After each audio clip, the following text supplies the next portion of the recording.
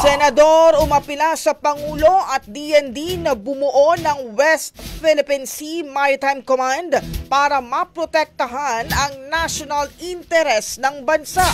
Brigada Ann Cortez, ibrigada mo! Umapila si Senate Special Committee on Philippine Maritime and Admiralty Zone at Senate Majority Leader Francis Tolentino kina Pangulong Ferdinand Marcos Jr. at maging kay Department of National Defense Secretary Gilbert Chodoro na bumuo na ng West Philippine Sea Maritime Command. Sa naging kapihan sa Senado, sinabi ni Tolentino na makakatulong pagbuo nito upang mas mapaigting ang pagprotekta sa national interest ng bansa at maging maritime domain nito.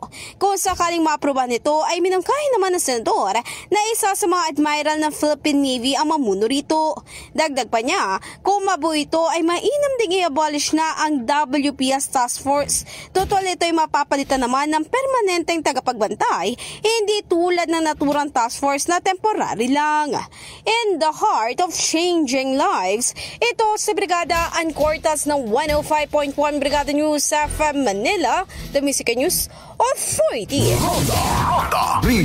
Ang bahaging ito ay hatid sa atin ng Power Cell Salabat, ginhawa ng bawat nangangarap.